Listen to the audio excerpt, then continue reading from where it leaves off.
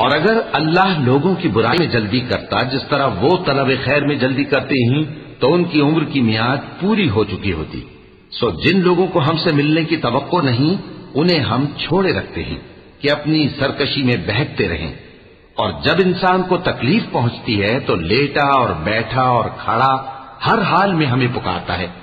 پھر جب ہم اس تکلیف کو اس سے دور کر دیتے ہیں تو بے لحاظ ہو جاتا اور اس طرح گزر جاتا ہے کہ گویا کسی تکلیف کے پہنچنے پر ہمیں کبھی پکارا ہی نہ تھا. اسی طرح حد سے نکل جانے والوں کو ان کے اعمال آراستہ کر کے دکھائے گئے ہیں.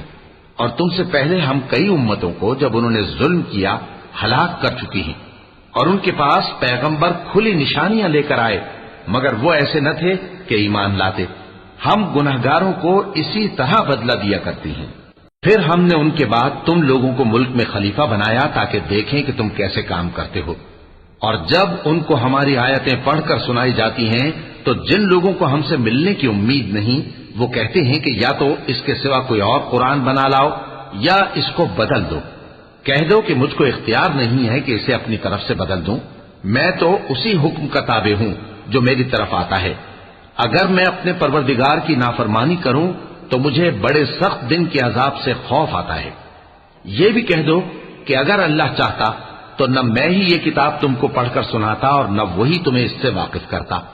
پس میں اس سے پہلے تم میں ایک عمر رہا ہوں اور کبھی ایک جملہ بھی اس طرح کا نہیں کہا.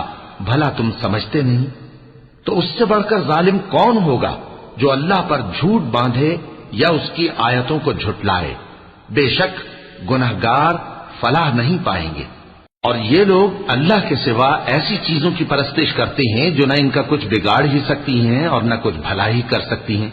اور کہتے ہیں کہ یہ اللہ کے پاس ہماری سفارش کرنے والے ہیں. کہہ دو کیا تم اللہ کو ایسی چیز بتاتے ہو جس کا وجود اسے نہ آسمانوں میں معلوم ہوتا ہے اور نہ زمین میں؟ وہ پاک ہے اور اس کی شان ان کے شرک کرنے سے بہت بلند ہے. اور سب لوگ پہلے ایک ہی امت یعنی ایک ہی ملت پر تھے پھر جدا جدا ہو گئے.